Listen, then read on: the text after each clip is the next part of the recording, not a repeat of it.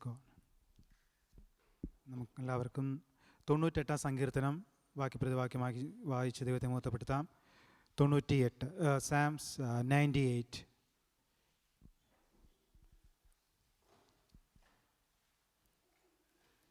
യഹോവയ്ക്ക് ഒരു പുതിയ പാട്ട് പാടുവിൻ, അവൻ അത്ഭുതങ്ങളെ പ്രവർത്തിച്ചിരിക്കുന്നു. അവൻ്റെ വലങ്കൈയും അവൻ്റെ വിശുദ്ധ ഭുജവും അവന് ജയം നേടിയിരിക്കുന്നു.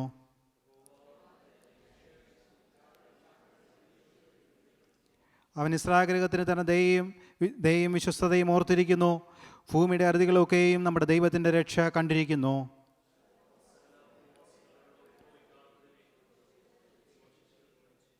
കിന്നരത്തോട് യഹോവയ്ക്ക് കീർത്തനം ചെയ്യുവിൻ, കിന്നരത്തോട് സംഗീത സ്വരത്തോടും കൂടെ തന്നെ.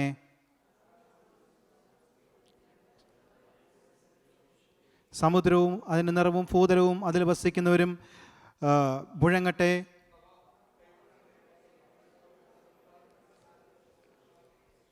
അവസാനത്തെ വാക്യം ചേർന്ന് വായിക്കാം. അവൻ ഭൂമിയെ വിധിപ്പാൻ വരുന്നു, ഭൂലോകത്തെ നീതിയോടും ജാതികളെ നേരോടും കൂടെ വിധിക്കും. ഈ അനുഗ്രഹിക്കപ്പെട്ട സങ്കീർത്തനായ ദൈവത്തിന് മഹത്വം കരയറ്റാം. Hallelujah, hallelujah, hallelujah. Praise God.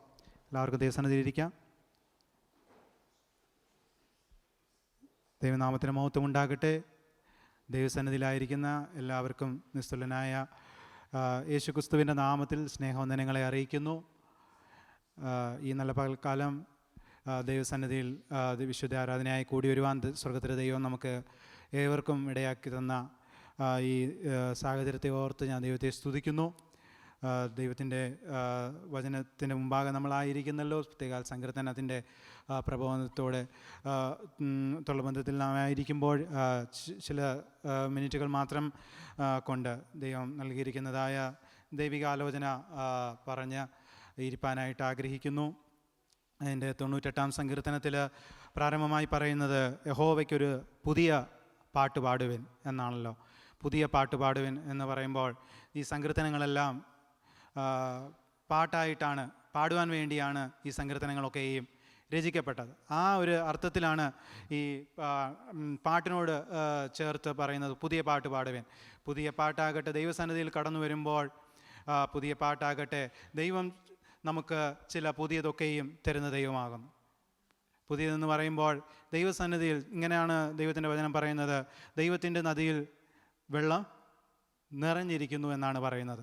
ദൈവത്തിൻ്റെ നദിയിൽ വെള്ളം നിറഞ്ഞിരിക്കത്തോളം കാലം ദൈവസന്നിധാനത്തിൽ കടന്നു വരുമ്പോൾ ചിലതൊക്കെയും എത്രമാത്രം പഴക്കം നിറഞ്ഞു നമ്മൾ തോന്നുന്നതായ കാര്യങ്ങൾ പോലെ ഒരു വചനമാകട്ടെ ഒരു പാട്ടാകട്ടെ എന്തു തന്നെയാണെങ്കിലും അതിലൊരു പുതുജീവൻ വ്യാപരിക്കും. ദൈവസന്നിധിയിൽ നിന്നും പുതുജീവൻ പ്രാപിക്കുവാൻ വേണ്ടി ആ നദിയിൽ നിന്നും ദൈവത്തിൻ്റെ സന്നിധാനത്തിൽ ദൈവത്തിൻ്റെ നദിയിൽ വെള്ളം നിറഞ്ഞിരിക്കുമ്പോൾ ആ നദിയിൽ നിന്നും പാനം ചെയ്യുവാൻ നമ്മൾ താല്പര്യപ്പെട്ടു കഴിഞ്ഞാൽ വറ്റിപ്പോകാത്തൊരു നീറുറു പോലെ നമ്മളിൽ നിന്നും പാനം ചെയ്ത് അനുഗ്രഹം പ്രാപിപ്പാൻ, ദൈവത്തിൻ്റെ സന്നിധിയിൽ നിന്ന് കൃപകൾ ഏറ്റെടുക്കുവാൻ, ദൈവത്തിൻ്റെ സന്നിധിയിൽ നിന്ന് കൃപാവരങ്ങൾ ദൈവശക്തി ഏറ്റെടുക്കുവാനൊക്കെ കഴിയുന്ന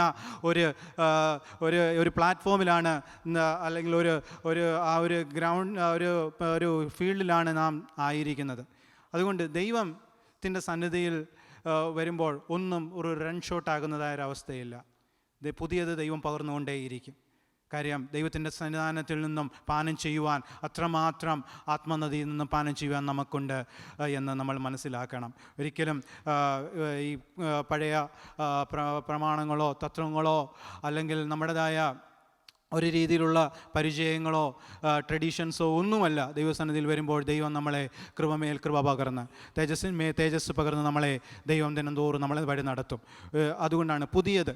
ഇന്ന് ദൈവസന്നിധിയിലായിരിക്കുമ്പോൾ നാം ചോദിക്കേണ്ടത്, ദൈവമേ ഇന്ന് അങ്ങയുടെ സന്നിധിയിൽ ഞാനായിരിക്കുമ്പോൾ എനിക്ക് എങ്ങനെ എപ്രകാരം എനിക്ക് ഒരു പുതിയ അനുഭവം എനിക്ക് പ്രാപിക്കുവാൻ കഴിയുന്നു? ദൈവമേ അങ്ങയുടെ സന്നിധിയിൽ എങ്ങനെ ഒരു പുതുക്കപ്പെട്ട അനുഭവത്തിൽ ഞാൻ നിൽക്കുവാനായിട്ട് ആഗ്രഹിക്കുന്നു, എനിക്ക് ആയിത്തീരുവാൻ ഇന്ന് ദൈവസന്നിധിയിൽ എനിക്ക് കഴിയുന്നു എന്ന് നമ്മളെ തന്നെ ശോധന ചെയ്ത് സന്നിധിയിലായിരിക്കാം. തുടർന്നുള്ള വാക്യങ്ങൾ അവിടെ പറയുന്നു, അവൻ അത്ഭുതങ്ങളെ പ്രവർത്തിച്ചിരിക്കുന്നു, അവൻ്റെ വലങ്കയും അവൻ്റെ വിശുദ്ധ ഭുജവും അവന് ജയം നേടിയിരിക്കുന്നു. ബൈബിളിലുടനീളം ദൈവത്തിൻ്റെ വലങ്കയെക്കുറിച്ച് പറയുന്നു. ദൈവത്തിൻ്റെതായ വലങ്കൈ, വീര്യം പ്രവർത്തിക്കുന്ന വലങ്കൈ എന്നൊക്കെ വളരെയധികം വാക്യങ്ങൾ നമുക്ക് കാണുവാനായിട്ട് സാധിക്കും. ദൈവത്തിൻ്റെതായ പ്രവൃത്തികൾ ഈ സങ്കീർത്തനത്തിലുടനീളം നമുക്ക് കാണുവാൻ സാധിക്കും. സങ്കീർത്തനത്തെ ഒരുമിച്ച് നമ്മൾ ക്രോഡീകരിച്ച് പറഞ്ഞു കഴിഞ്ഞാൽ ഈ സങ്കീർത്തനം ഒരു ജയഗീതത്തിൻ്റെതായൊരു സങ്കീർത്തനമാണ്. ദൈവം തൻ്റെ ജനത്തിൻ്റെ ജീവിതത്തിൽ ദൈവം ഇടപെട്ട് ഒരു സൈന്യങ്ങളുടെ ദൈവമായ രാജാവായി, ഒരു സൈന്യങ്ങളുടെ യഹോവയായി, യുദ്ധവീരനായ യഹോവയായി തൻ്റെ ജനത്തിനു വേണ്ടി ഇറങ്ങി വന്ന് അവർക്ക് വേണ്ടി ദൈവം ഇടപെട്ട് അവർക്ക് നൽകിയ ജയത്തിനോടനുബന്ധിച്ച് ദൈവം തൻ്റെ ജനത്തിന് കൊടുക്കുന്ന ഒരു ജയഗീതമായിട്ടാണ് ഈ സങ്കീർത്തനം രചിക്കപ്പെട്ടത്. പലപ്പോഴും നമ്മുടെ ജീവിതത്തിൻ്റെ സാഹചര്യങ്ങളിലും ഒട്ടുമിക്ക കാര്യങ്ങളിലും അല്ലെങ്കിൽ ചില കാര്യങ്ങളൊക്കെയും എവിടേക്കെയോ വഴുതി കിടക്കുന്നു എന്ന് തോന്നിക്കുന്നെങ്കിൽ തന്നെയും പല കാര്യങ്ങളിൽ നമുക്ക് ജയഗീതം പാടുവാൻ ദൈവം നമുക്ക് അവസരം തന്നിട്ടുണ്ട്. ഇന്ന് പകൽക്കാലവും ദൈവസന്നിധിയിൽ ജയപേരി മുഴക്കുവാൻ ദൈവം നമുക്കിടയാക്കി. ദൈവസന്നിധാനത്തിൽ തുടർന്ന് നമ്മളവിടെ കാണുന്നു, അവൻ്റെ യഹോവ തൻ്റെ രക്ഷയെ അറിയിച്ചും ജാതികൾക്കാകാൻ തന്നെ തൻ്റെ നീതിയെയും വെളിപ്പെടുത്തിയിരിക്കുന്നു. അതിൻ്റെ 3-ാമത്തെ വാക്യത്തിൽ ഇപ്രകാരം പറയുന്നു, ഭൂമിയുടെ അറുതികളൊക്കെയും ദൈവത്തിൻ്റെ രക്ഷയെ കണ്ടിരിക്കുന്നു. ദൈവസന്നിധിയിൽ നമ്മൾ കടന്നു വന്നിരിക്കുമ്പോൾ ഒരു ജയഭേരി മുഴക്കുവാൻ ദൈവം നമ്മളെ പ്രാപ്തരാക്കി തീർക്കുന്നു എന്നാണ് മനസ്സിലാകുന്നത്. കാര്യം, മരണത്തിൻ്റെ അധികാരിയായ സാത്താനെ തൻ്റെ മരണത്താൽ നീക്കി ജീവപര്യന്തം മരണഭീതിയിലായിരുന്ന നമ്മളെ വീണ്ടെടുത്ത് ജയപേരി മുഴക്കുവാൻ ആ രക്ഷാകരമായ വീര്യപ്രവൃത്തി നമ്മുടെ ജീവിതത്തിൽ കാണിച്ച ഒരു ദൈവസ്നേഹത്തെ നമ്മൾ ദൈവസന്നിധിയിൽ വരുമ്പോൾ നമ്മൾ ഓർക്കണം. അതാണ് ഈ ഞാൻ പറഞ്ഞല്ലോ, ഈ സങ്കീർത്തനം ജയപേരി മുഴക്കിക്കൊണ്ട് ദൈവം തൻ്റെ ജനത്തിന് ജയഗീതമായി പാടത്തക്ക രീതിയിൽ ശക്തരായ രാജാക്കന്മാർ സീഗോനും ഓഗും വന്നാൽ ശങ്ക വേണ്ട, ജയത്തിൻ ഘോഷം, ഉല്ലാസഘോഷം, ഭക്തരിൻ കൂടാരത്തിൽ എന്നും പുതുഗീതം എന്നൊക്കെ നമ്മൾ പാടുന്നല്ലോ. പാടുമ്പോൾ നമ്മൾ ദൈവം നൽകിയിരിക്കുന്നതായ ജയത്തിൻ്റെ ഏറ്റവും ശ്രേഷ്ഠമേറിയ കാര്യം ദൈവം നമുക്ക് നൽകുന്ന രക്ഷയാണെന്ന് നമ്മൾ മനസ്സിലാക്കുക. ദൈവം നമ്മുടെ ജീവിതത്തിൽ തന്ന രക്ഷ ഭക്തന്മാരുടെ ജീവിതത്തിൽ വിശുദ്ധന്മാർക്ക് വെളിച്ചത്തിലുള്ള അവകാശത്തിനായി ദൈവം നമ്മളെ ഓഹരിക്കാരാക്കി തീർത്തു. ദൈവം നമുക്ക് രക്ഷ നമുക്ക് ദാനമായി നൽകി. അതിനോടനുബന്ധിച്ചാണ് ഞാൻ വാക്യം പറഞ്ഞത്, മരണത്തിൻ്റെ അധികാരം, മരണത്തിൽ നിന്നും പാപത്തിൻ്റെ ബന്ധനത്തിൽ നിന്നും ദൈവം നമുക്ക് തന്ന വിടുതലാണ്, ദൈവം നമുക്ക് തന്ന രക്ഷയാണ് ഏറ്റവും നമുക്ക് ഈ ജയപേരി മുഴക്കുവാൻ പ്രാപ്തരാക്കി നമ്മളെ തീർക്കുന്നതായ ഇന്ന് പകൽക്കാലം നൽകുന്നതായ റീസൺ എന്നുള്ളത്. അവിടെ നമ്മൾ കാണുന്നു, ഭൂമിയുടെ അറുതികളൊക്കെയും ദൈവത്തിൻ്റെ രക്ഷ കണ്ടിരിക്കുന്നു. ദൈവത്തിൻ്റെ രക്ഷാകരമായ പ്രവൃത്തി എന്ന് പറഞ്ഞു കഴിഞ്ഞാൽ യഹൂദനിൽ മാത്രം ഒതുങ്ങിയിരുന്നതായ ഒരു പദ്ധതിയായിരുന്നു പലപ്പോഴും പഴയ നിയമത്തിൽ നമ്മൾ കണ്ടത്. എന്നാൽ അവിടെ ഒന്നുമല്ല നിന്നത്. സകല ജാതികളും യേശുക്രിസ്തുവിനെ കർത്താവെന്ന് ഏറ്റുപറയത്തക്ക രീതിയിൽ ദൈവത്തിൻ്റെ രക്ഷ ദൈവം യേശുക്രിസ്തുവിൽ കൂടി കാണിക്കുവാനിടയായി തീർന്നു. പല വാക്യങ്ങൾ എനിക്ക് പറയുവാനായിട്ടുണ്ട്. എങ്കിലും അവിടെ നമ്മൾ കാണുന്നുവല്ലോ, യഹോവ തൻ്റെ രക്ഷയെ അറിയിക്കുക എന്ന് പറയുമ്പോൾ എന്താണ്? ഡിക്ലെയർ ചെയ്തു. അവിടെ ലൂക്കോസിൻ്റെ സുവിശേഷം അതിൻ്റെ 2:10 പറയുന്നു, ദൂതൻ അവരോട് ഭയപ്പെടേണ്ട, സർവ്വജനത്തിനും ഉണ്ടാകുവാനുള്ള ഒരു മഹാസന്തോഷം ഞാൻ നിങ്ങളോട് സുവിശേഷിക്കുന്നു. പറയുമ്പോൾ ഡിക്ലെയർ ചെയ്യപ്പെടുന്നതായ, പ്രൊക്ലെയിം ചെയ്യപ്പെടുന്നതായ ദൈവിക സുവിശേഷം. എന്താണ് ആ സർവ്വജനത്തിനും ഉണ്ടാകുവാനുള്ള മഹാസന്തോഷം എന്നുള്ളത്? കർത്താവായ ക്രിസ്തു എന്ന രക്ഷിതാവ് ഇന്ന് ദാവീദിൻ്റെ പട്ടണത്തിൽ നിങ്ങൾക്കായി ജനിച്ചിരിക്കുന്നു എന്നുള്ളതാണ് ആ ഗുഡ് ന്യൂസ് എന്നുള്ളത്. അതുകൊണ്ട് യെശയ്യാപ്രവചനം അതിൻ്റെ 45:22 വാക്യത്തിൽ പറയുന്നു, സകല ഭൂസീമാവാസികളുമായുള്ളവരെ എങ്കിലേക്ക് തിരിഞ്ഞ് രക്ഷപ്പെടുവിൻ, ഞാനല്ലാതെ വേറൊരു ദൈവവും ഇല്ല. ദൈവം നമുക്ക് നൽകിയിരിക്കുന്ന അനുഗ്രഹങ്ങളിൽ നമുക്ക് സന്തോഷിപ്പാൻ, നമ്മൾക്ക് ജയപേരി മുഴക്കുവാൻ യോഗ്യമായ ഏറ്റവും വലിയതായ അനുഗ്രഹം എന്ന് പറഞ്ഞാൽ ദൈവം നമുക്ക് നൽകിയ രക്ഷ എന്നുള്ളതാണ്. യേശുക്രിസ്തുവിനെ ദൈവം പുത്രനായ യേശുക്രിസ്തുവിനെ നമുക്ക് രക്ഷകനായി നമുക്ക് ദാനമായി നൽകി എന്നുള്ളതാണ്.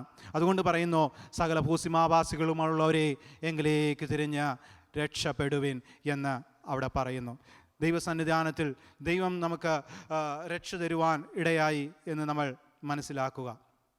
അതിൻ്റെ ദൈവത്തിൻ്റെതായ രക്ഷയെ നമ്മൾക്ക് ഈ പകൽക്കാലം നമുക്ക് കാണുവാൻ സാധിക്കട്ടെ. ഒരു വാക്യം യെശയ്യാപ്രവചനം അതിൻ്റെ 35-ാം അധ്യായം അതിൻ്റെ 3-4 വാക്യങ്ങൾ വായിക്കുമ്പോൾ, തളർന്ന കൈകളെ ബലപ്പെടുത്തുവിൻ, കുഴഞ്ഞ മുഴങ്കാലുകളെ ഉറപ്പിപ്പിൻ, മനോഭീതിയുള്ളവരോട് ധൈര്യപ്പെടുവിൻ, ഭയപ്പെടേണ്ട, ഇതാ നിങ്ങളുടെ ദൈവം, പ്രതികാരവും ദൈവത്തിൻ്റെ പ്രതിഫലവും വരുന്നു, അവൻ വന്നു നിങ്ങളെ രക്ഷിക്കും എന്ന് പറവിൻ. പലപ്പോഴും നമ്മുടെ ജീവിതത്തിൻ്റെ സാഹചര്യങ്ങളിൽ എവിടെയൊക്കെയോ ഉടക്കി കിടക്കുന്നതായ അവസ്ഥകൾ, എവിടെയൊക്കെയോ വഴുതിപ്പോയ അവസരങ്ങൾ നമുക്ക് തോന്നുന്നുവെങ്കിൽ, പലപ്പോഴും കൈകൾ തളർന്നു, മുഴങ്കാലുകൾ ഉറപ്പിക്കുവാൻ കഴിയാത്ത അവസ്ഥയിൽ നമ്മൾ തളർന്നിരിക്കുന്ന അവസ്ഥകൾ ദൈവം പറയുന്നു, ധൈര്യപ്പെടുവിൻ, ഭയപ്പെടേണ്ട, പ്രതികാരവും ദൈവത്തിൻ്റെ പ്രതിഫലവും വരുന്നു, അവൻ വന്നു നിങ്ങളെ രക്ഷിക്കും എന്ന് പറവിൻ. ദൈവം നമ്മുടെ രക്ഷകനായി തീർന്നു. നമ്മുടേതായ പാപത്തിൻ്റെതായ ശാപം, നമ്മൾ പാടുവാനായിട്ട് യേശുവിൻ്റെ നാമം, മധുരിമ നാമം, ഇണയില്ലാ നാമം, ഇമ്പനാമം, പാപത്തിൻ്റെതായ ശാപമൊക്കെ മാറ്റി നമ്മളെ പുത്രിമാരാക്കി തീർത്ത് നമ്മളെ ദൈവസന്നിധാനത്തിൽ ഞാൻ പറഞ്ഞ പ്രകാരം തന്നെ വിശുദ്ധന്മാർക്ക് വെളിച്ചത്തിലുള്ള അവകാശത്തിന് നമ്മളെ പ്രാപ്തരാക്കി തീർക്കുവാനിടയായി തീർന്നു. ആ ജയത്തിൽ നമ്മൾ ഈ പകൽക്കാലം ജയം കൊള്ളുവാൻ ഇടയായി തീരട്ടെ. ദൈവം നമുക്ക് രക്ഷയായി തീർന്നു. ദൈവത്തിൻ്റെതായ പ്രവൃത്തികൾക്കായി സ്തോത്രം ചെയ്യുന്നു. ആ ദൈവത്തിൻ്റെ രക്ഷ യഹൂദന്മാരിലോ ഇസ്രായേലിലോ മാത്രം ഒതുങ്ങി നിൽക്കുന്നതല്ല, ജാതികൾക്ക് നമുക്ക് പോലും ദൈവത്തിൻ്റെ രക്ഷാകരമായ ആ ഒരു മഹാസന്തോഷം, വീര്യപ്രവൃത്തി നമുക്ക് വേണ്ടി ദൈവം ഉദിപ്പിക്കുവാനിടയായി തീർന്നു. അതിൻ്റെ മറ്റ് അവസാനത്തെ വാക്യത്തിലേക്ക് നമ്മൾ കടന്നു. അവൻ ഭൂമിയെ വിധിപ്പാൻ വരുന്നു, ഭൂലോകത്തെ നീതിയോടും ജാതികളെ നേരോടും കൂടെ വിധിക്കും. നമ്മളെ വീണ്ടെടുത്തു, നമ്മളെ രക്ഷിച്ചു, നമ്മളെ ശിക്ഷാവിധിയിൽ നിന്ന് മാറ്റി നമ്മളെ നിത്യജീവൻ ഓഹരിക്കാരാക്കി തീർത്ത് നമ്മുടെ രക്ഷകനായി മാത്രമല്ല കർത്താവായ യേശുക്രിസ്തു വരുന്നത്, ഒരിക്കൽ നീതിയുള്ള ന്യായാധിപതിയായി, ഒരു റൈച്ചസ് ജഡ്ജായി വരുന്നതായ ഒരു അവസരമുണ്ട്.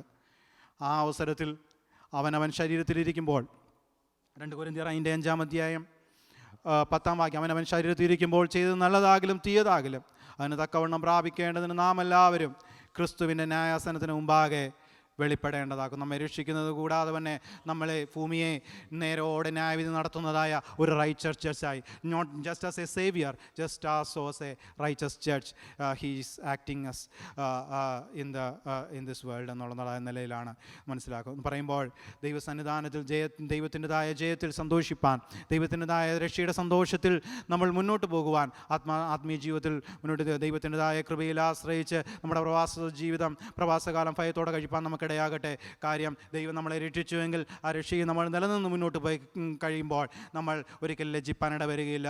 ദൈവത്തിൻ്റെ സന്നിധാനത്തിൽ താൻ ഒരു റൈച്ചസ് ജഡ്ജായി വരുന്ന സമയത്ത് നല്ലവനും വിശ്വസ്തനുമായുള്ള ദാസനെ എന്നുള്ളതായ ആ ഒരു പേര് കേൾക്കത്തക്ക രീതിയിൽ ദൈവസന്നിധാനത്തിൽ നമ്മൾ വിശ്വസ്തരായി നിലകൊള്ളുവാൻ ദൈവം നമുക്കിടതരട്ടെ എന്നുള്ളതായ ഈ വചനങ്ങൾ ആ ദൈവം നമ്മളെ അനുഗ്രഹിക്കുമാറാകട്ടെ. സമയം അനുവദിച്ച ദൈവദാസനും സഭയുള്ള നന്ദി അറിയിക്കുന്നു. സ്തോത്രം.